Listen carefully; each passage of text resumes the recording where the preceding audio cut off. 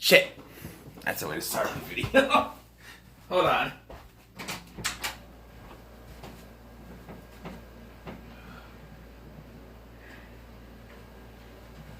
You tell yourself, grab the movie, Scotty. Don't forget to grab the movie.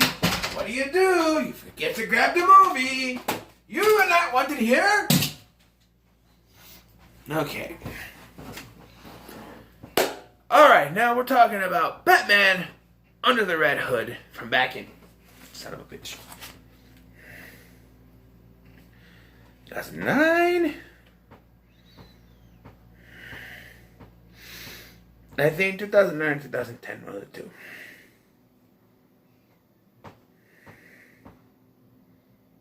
Doesn't say. 75 minutes. So, what is the story? The story is that Joker kills Jason Todd, and years later, a vigilante known as the Red Hood is killing people, and Batman has to take him down, and he soon learns that this Red Hood has ties to his past. So, gotta eat supper soon.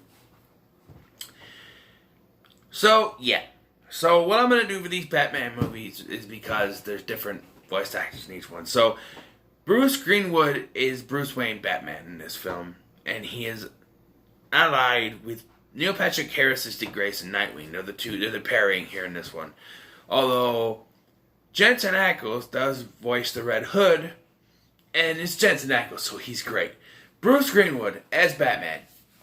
Pretty good, solid Batman. Jensen Ackles as the Red Hood. Again, solid. Neil Patrick Harris as Dick Grayson. It's alright. It's okay.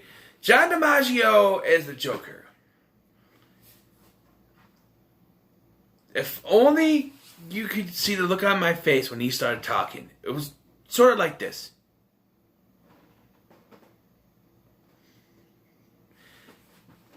He doesn't have a Joker voice. It's just John DiMaggio talking like this. That's all. And then it's not really a Joker voice. It's just a gruff voice. Like this.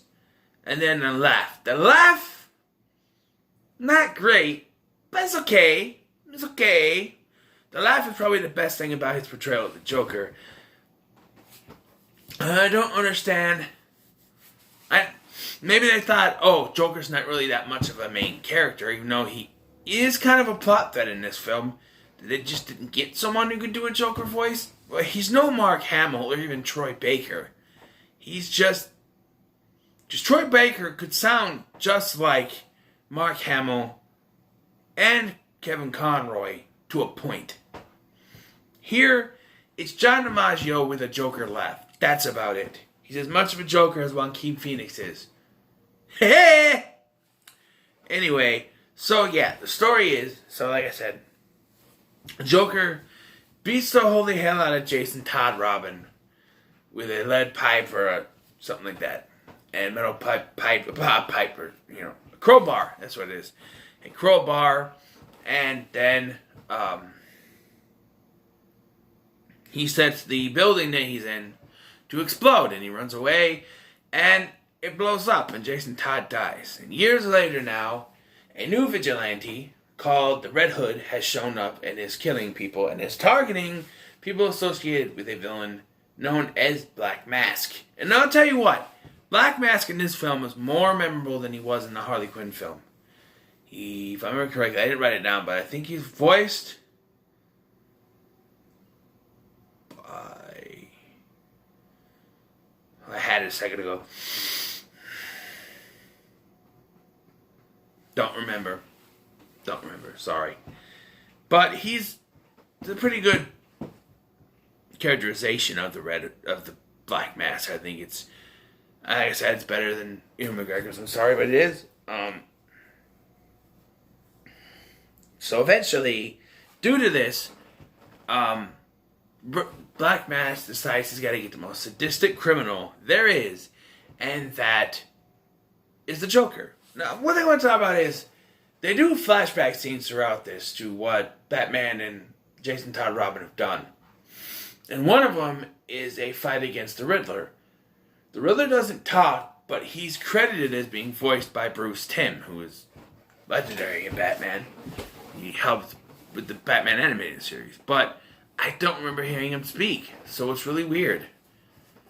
I don't know. I need to eat. My stomach is bugging me. I thought I could do this first. So, yeah, the flashbacks.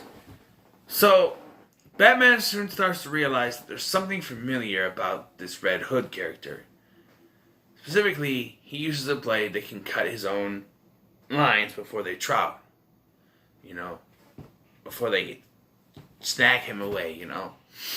And they do an investigation. And they go to where Jason Todd's body is buried. Now, when they open it,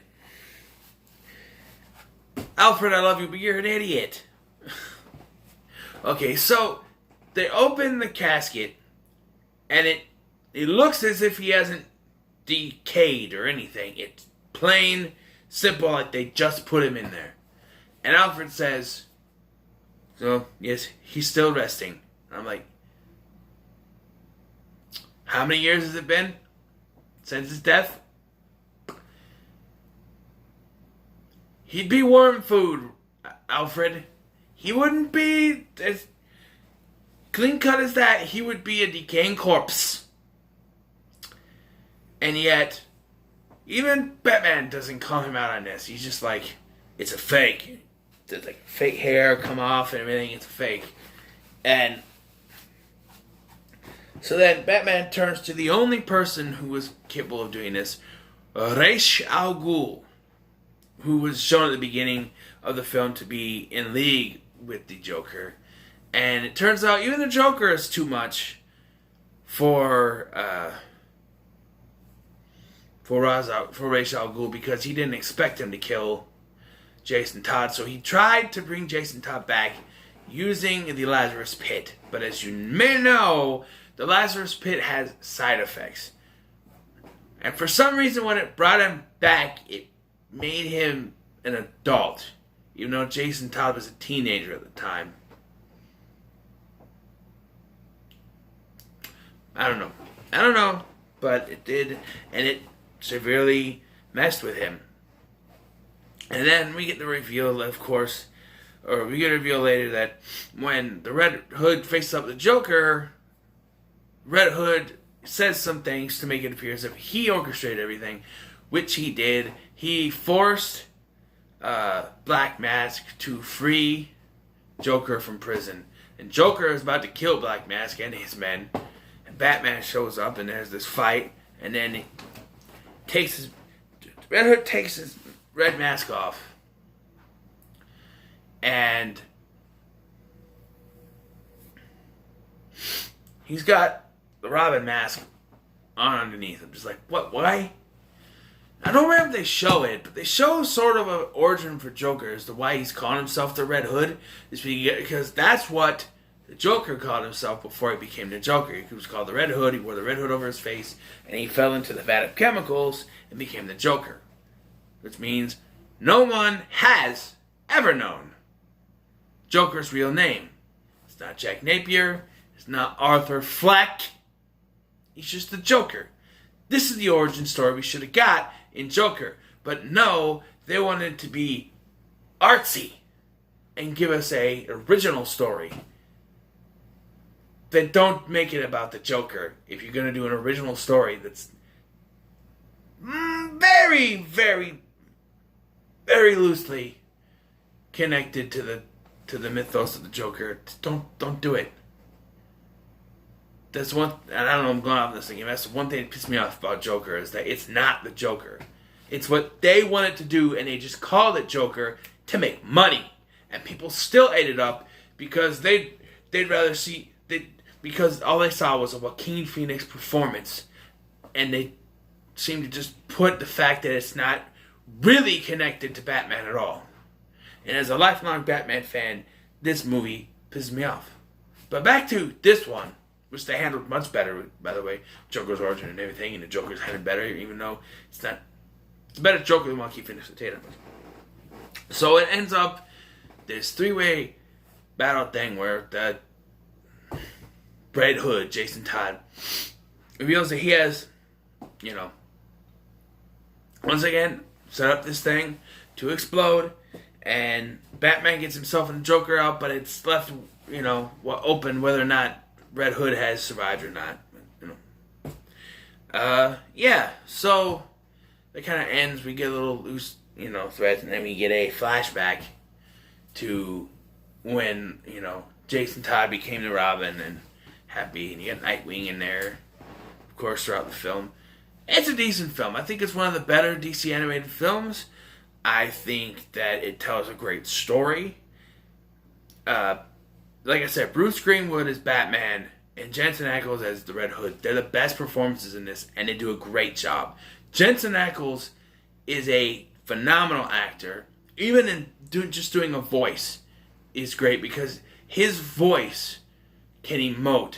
Like, when he's trying to be silly, he talks like this, but then when he gets angry, it sounds like this. And he's clearly not doing the Dean voice, Sam.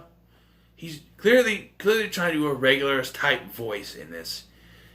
And, you can notice, but it's a really good performance. So I'm going to get an 8 out of 10. It's a great film. Nowhere near perfect, though. And it's just the Joker thing, where Jon Maggio clearly wasn't trying as much as he could to do a Joker voice. He just did a standard gravelly voice with a Joker laugh. And Neil Patrick Harris, as much as I love Neil Patrick Harris, How I Met Your Mother and stuff, it's really not much of a performance, and he's really not in it much to really kind of judge anyway. But yeah, so it's 8 out of 10. What are your thoughts on Batman Under the Red Hood? Let me know in the comments below. Make sure to like, share, and subscribe. Thank you for watching. I've been Scotty. See you in the next one. I gotta get me some food. I'm hungry.